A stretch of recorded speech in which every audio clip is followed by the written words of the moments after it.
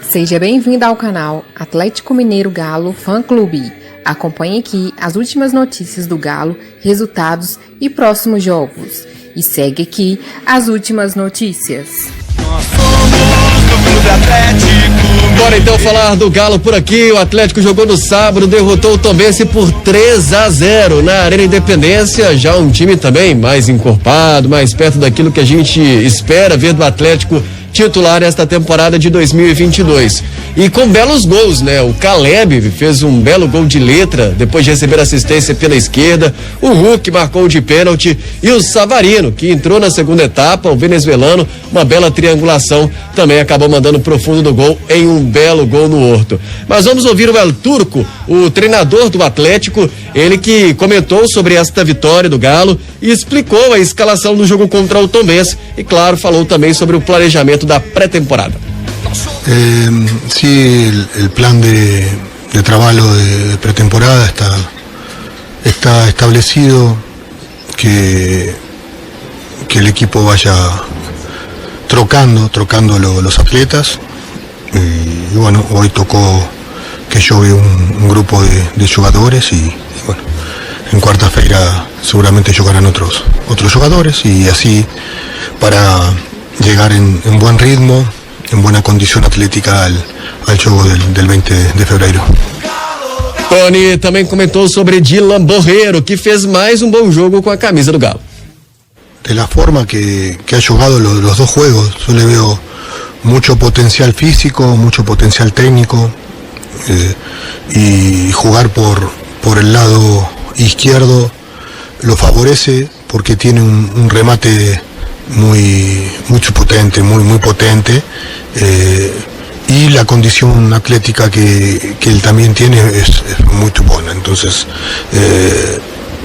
él tiene mucha confianza, nosotros también confiamos en el jugador y bueno, tiene que seguir creciendo, trabajando y con humildad para seguir compitiendo por un puesto.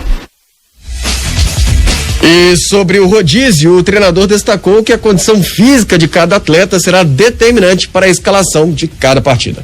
Puede ser de diferentes formas, según la recuperación de los atletas, depende mucho de la recuperación.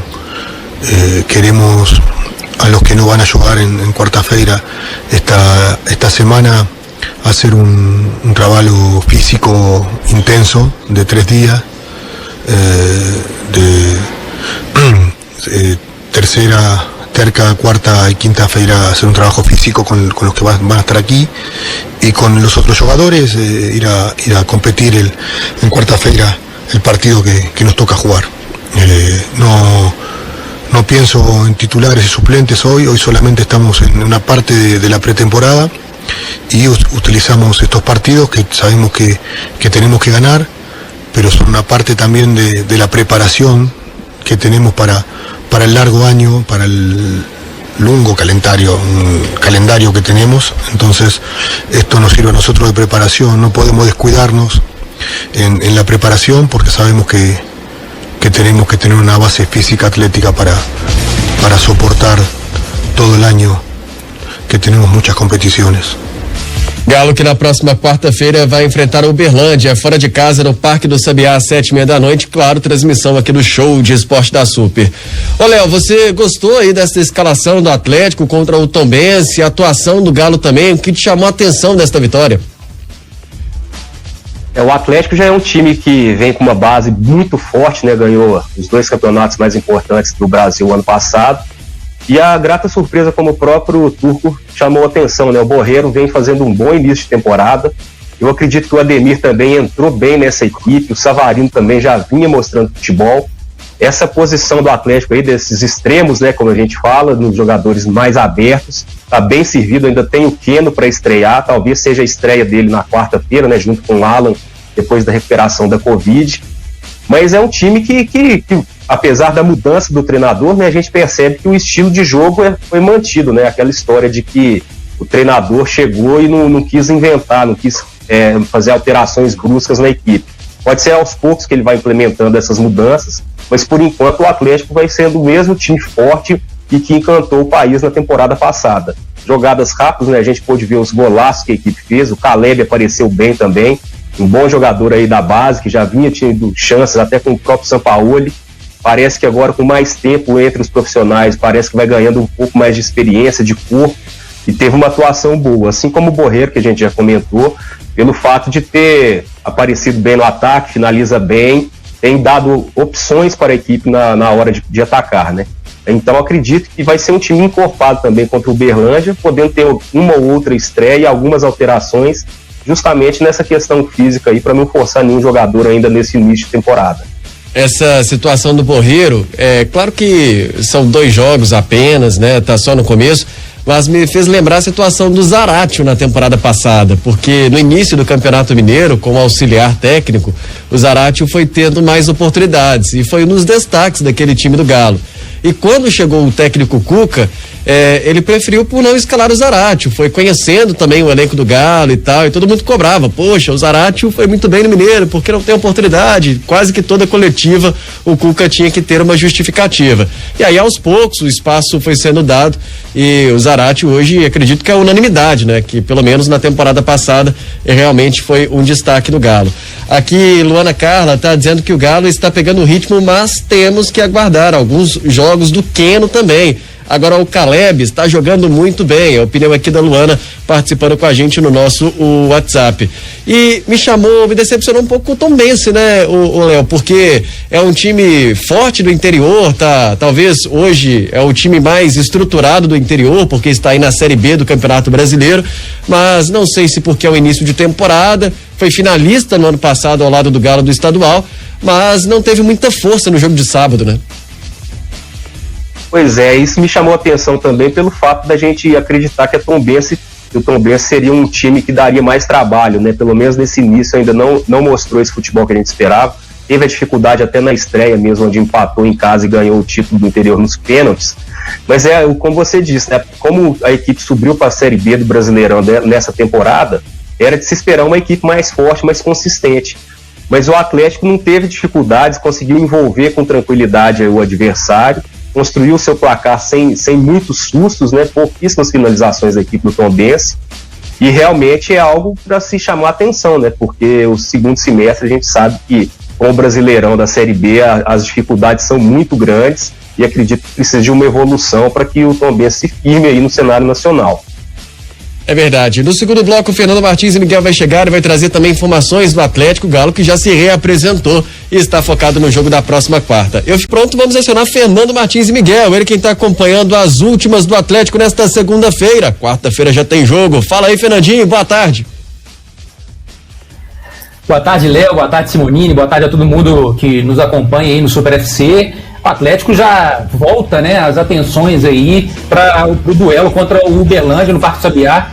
Quarta-feira, 7h30 da noite, um time, mais uma rotatividade, né, que o Mohamed, né, o técnico Antônio Mohamed vai fazer com o Atlético nessa terceira rodada, né. Então a gente que o atacante Fábio Gomes, que não entrou no último jogo, deve entrar, o próprio Guilherme Castilho, o Vitor Mendes também devem ser lançados nesse time de quarta-feira, né? E destaques também para o Caleb, o Neto, o Dylan, são jogadores jovens, né? Que o treinador também está apostando muito, está gostando muito, então também devem ter mais oportunidades. Além deles, as estreias, né, de Alan e Keno, que já não jogaram as 2 primeiras rodadas por conta da Covid, mas estão totalmente recuperados.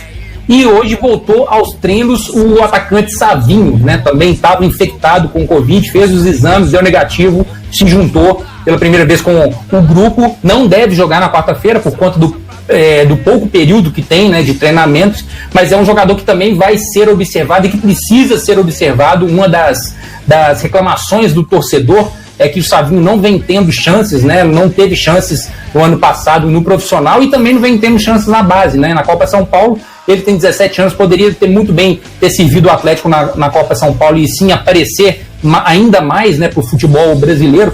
A gente vê que o exemplo é o Giovani, que é um atacante do Palmeiras, que teve uma proposta muito grande aí. Ele é um jogador que é reserva do Savinho na seleção brasileira, ou seja, o Atlético está perdendo dinheiro aí, não deixando o Savinho nem jogar no profissional e também não jogando no júnior, né? Então a gente deve ver o Savinho aí em alguns jogos nessa primeira fase do Campeonato Mineiro. Para justificar a manchete, a gente tinha trazido que as eliminatórias, né, proporcionaram a primeira baixa do Atlético nessa pré-temporada, e realmente o Vargas, atacante Vargas, o chileno, ele foi liberado da seleção do Chile, não joga amanhã contra a Bolívia por conta de uma entorse no joelho esquerdo, né? Ele sofreu durante a partida contra a Argentina, que o Chile perdeu por 2-1, ele foi substituído no segundo tempo, né? Então ele não enfrenta a Bolívia amanhã, chega amanhã, talvez, né, a gente não sabe o dia, mas nos próximos dias a tendência é que ele chegue amanhã à Cidade do Galo para tratar, né, para ver como a gravidade dessa lesão preocupa o departamento médico do Galo, né? O próprio departamento médico do Chile disse que a recuperação dele seria maior do que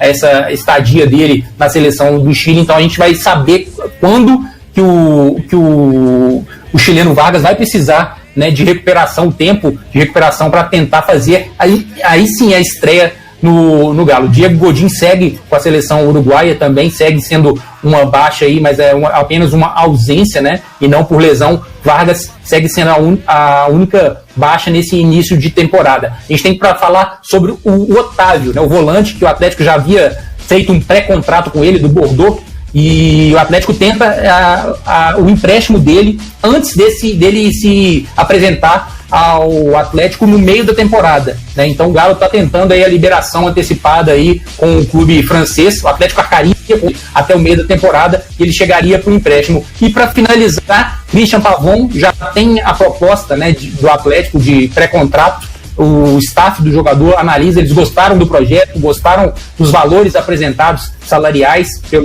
pelo jogador, né? E aí o staff do jogador vem analisando grandes chances de Pavon se apresentar ao Atlético no meio da temporada. O Boca está não está tentando renovar, porque dificilmente o Christian Pavon deixou claro que a gente vai renovar, mas está tentando uma compensação financeira com o Atlético para justamente incluí-lo na lista do Boca para Libertadores. Por quê? Porque o jogador tem 6 jogos de suspensão por conta daqueles acontecimentos que rolaram, né, entre Atlético e Boca Juniors no Mineirão no ano passado. Ele pegou 6 jogos de suspensão, e aí o Boca, inscrevendo o jogador, ele viria para o Atlético no meio da temporada, já com esses 6 jogos cumpridos da fase de grupos, e aí poderia jogar, caso o Atlético passasse da fase de grupos, o mata-mata pelo Atlético. Então o Boca está tentando essa compensação financeira. Caso o Atlético não faça essa compensação financeira, o Boca não vai inscrevê-lo, e aí o Atlético não vai ter o Pavon para a sequência da Libertadores. Teria para